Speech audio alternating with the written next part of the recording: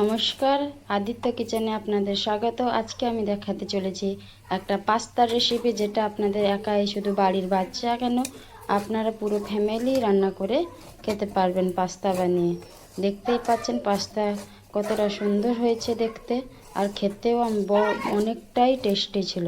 এবার চলুন দেখে নিই পাস্তার রেসিপিটা। প্রথমে আমি জল একবারে ফুটিয়ে নিয়ে এর মধ্যে দিয়ে দিয়েছি পাস্তা, আর একটু সামান্য লবণও দিয়েছি, যাতে পাস্তার মধ্যে ভালো করে নুনটা মিশতে পারে। একটু নাড়াঝাড়া করে 2-3 মিনিটের মতো একে নাড়াঝাড়া করে একে ছেঁকে আনবো। এবারে ছেঁকে আনার পরে আপনাদের দেখাবো।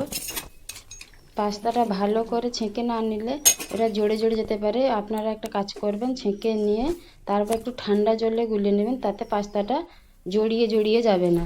এরপর আমি নিয়ে নিচ্ছি একটা কড়াই, তাতে নিয়েছি সামান্য পরিমাণ তেল। তেলটা অবশ্যই সাদা তেল নেবেন, কারণ এই যে সরষের তেলটা একটা সেন্ট করতে পারে। আমি এতে নিয়ে নিচ্ছি কতটা উপকরণ নিয়েছি, সেটা আমি পরেই দেখাচ্ছি। এখন তেলটা গরম হয়ে চলে এসছে, তাই এতে দিয়ে দিব আমি সামান্য রসুন কুচি। এই 2-4টের মতো রসুন কুচি দিয়ে দেবো। এটা ভালো করে ভাজা লাল লাল হয়ে আসার পর্যন্ত এটাকে ভালো করে হতে দেব। তারপর আমি এতে দিয়ে দিব, ভালো করে নেড়ে লাল করে নেব। আগে লাল আমাদের হয়ে এসে গেছে। এরপর আমরা এতে দিয়ে দিব পেঁয়াজ কুচি, 2টো বড় সাইজের পেঁয়াজ কুচি, কারণ আমাদের পাস্তাটা প্যাকেটটা অনেকটাই বড়, প্রায় 700 গ্রামের মতো আমি নিয়েছি, তাই পেঁয়াজটা বড়ই 2টো পেঁয়াজ আমি নিয়েছি। আপনারা আপনাদের পাস্তার অনুপাতে পেঁয়াজ আপনি নিতে পারেন। তারপর আমি এতে দিয়ে দিব একটা বাঁধাকপি কেটে রেখেছিলাম, একটা নয়, সামান্য, একটার অর্ধেকের অর্ধেক। তারপর এতে দিয়ে দিয়েছি বিম, গাজর আর এই মটরশুঁটি দিয়ে ওটাকে ভালো করে ভেজে নেব। দেখতেই পাচ্ছেন কতটা সুন্দর একটু দেখতে হয়েছে, কিছুই দেওয়া হয়নি, তারপরেও এত সুন্দর মনে হচ্ছে। এরই মধ্যে এটা হতে হতে আপনাদের আমি বলে দিই, আপনারা প্লিজ এই চ্যানেলটাকে সাবস্ক্রাইব করবেন, পাশে বেল আইকনটা টেপে দিয়ে আপনার কাছে, যাতে আমি যাই রেসিপি আদিত্য কিচেন থেকে যাই, এটা আপনাদের কাছে যেন খুব তাড়াতাড়ি পৌঁছে যায়। তার জন্য আপনারা প্লিজ সাবস্ক্রাইব করে রাখবেন, আর লাইক করবেন, শেয়ার করবেন। এরপর এটা আমি একটু ঢাকুড়ে দেবো। ঢাকনা দিলে ওটা সেদ্ধ হতে একটু জলদি হয়ে যাবে আর কি। তারপর আমি এইভাবে নাড়াচাড়া করে ঢাকড়ে, আবার নাড়াচাড়া করে আবার ঢাকড়ে এটাকে আমরা ভালো করে ভেজে নিব, কারণ ভেজে নিলে তাই হয়। তারপর আমরা দিয়ে দেবো এতে টমেটো সস। পাস্তাতে টমেটো সস না দিলে টমেটোই তো ওটার স্বাদ, তাই আমরা টমেটো সস দুটোই দিয়েছি আমরা এতে। আর হ্যাঁ, আমি বলতে ভুলে গেছি, এতে আমরা আমি 2টো টমেটো, বড় সাইজের 2টো টমেটো দিয়েছি। এরপর এটাকে ভালো করে ভেজে করে নেব, আবার ভাজবো। এরকম ভাজতে ভাজতে আমরা ওটাকে ভালো করে পুরো সেদ্ধর মতো হয়ে যাবে, গাজরগুলো যেন সেদ্ধ হয়ে যায়, তত অবধি এটাকে আমি ভাজতেই থাকবো।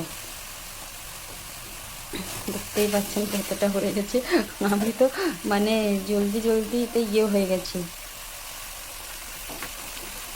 যদি আমার কিছু ভুল ত্রুটি থাকে তাহলে আপনারা ক্ষমা করবেন, আর আপনারা যদি নতুন কিছু চ্যানেল দেখতে চান তাহলে সাবস্ক্রাইব করবেন। আমার পাস্তাটা হয়ে এসছে, তাই আমি এখানে পাস্তাগুলো দিয়ে দিয়েছি যেটা ছেঁকে রেখেছিলাম।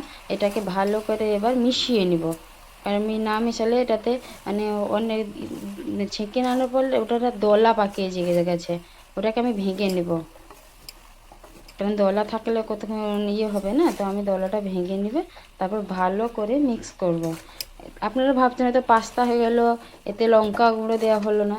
লঙ্কা গুঁড়ো আমি পুরো লাস্টেই দিব, কারণ আমার বাড়িতে বাচ্চা আছে, তো ও লঙ্কা খেতেই পারে না, তাই আমি লঙ্কাটা স্কিপ করেছি। যখন আমরা রসুন দিলাম, পেঁয়াজ দিলাম, তখন আমরা লঙ্কাটা দিব।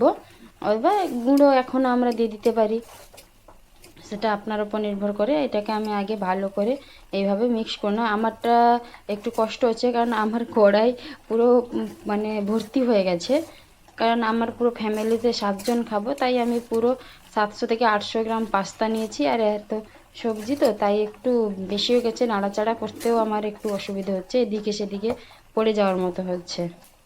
তো আপনারা দেখতেই পাচ্ছেন আমি ভালো করে মিশিয়ে নিয়েছি। আরও একটু মেশাবো কারণ এটা গরম হওয়ার জন্য কিছু দরকার, তাই আমি ভালো করে মিশিয়ে নিয়েছি।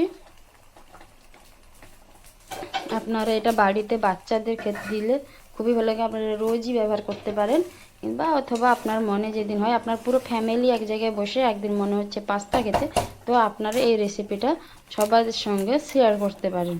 আমি একটু ভালো করে মিশিয়ে ওকে গরম করে নিচ্ছি, কারণ পাস্তাটা হয়েছে গেছে, তাই গরম করে নিয়ে এতে আমরা দিয়ে দিব, কারণ টেস্ট আনার জন্য 1 থেকে 2টো ম্যাগি মশলা। আমার এটা বেশি ছিল বলে আমি 2টো ম্যাগি মশলা ইউজ করেছি। আপনারা যদি কম করে থাকেন তাহলে একটা ম্যাগি মশলা ইউজ করলেই টেস্টে চলে আসবে।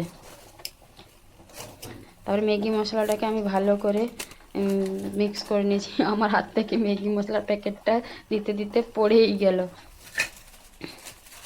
আমি উঠে ওটা ফেলে দিয়েছি। আর একটা ম্যাগি মশলাও আমি এতে দিয়ে দিব, কারণ আমার পাস্তাটা অনেকটাই বেশি, তাই আমি 2টো পাস্তা ম্যাগি মশলাটা দিয়েছি। আপনারা একটা দিতে পারেন, স্কিপ করতে পারেন, এটা আপনাদের উপর পুরোটাই নির্ভর করে।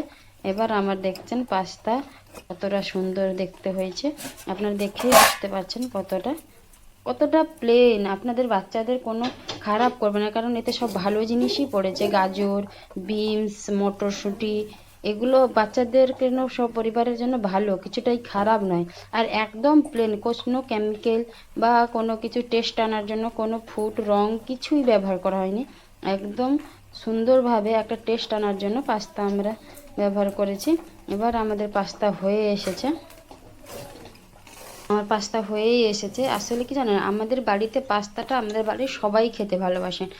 আমি কেন, আমার বাচ্চা, আমার বেবি, এবং আমার সঙ্গে আমাদের বাড়ির কাকি শাশুড়ি মা, কাকি শ্বশুর মানে কাকা শ্বশুর থাকেন, সরি আমার বলে মিস্টেক হয়ে যাচ্ছে, মানে ওনারা সবাই থাকেন, আমার শাশুড়ি থাকেন, আমার আর তারপর আমার স্বামীও মানে আজকে আসবেন, তো আমাকে পুরো কড়াই ভর্তি করে নিতে হয়েছে।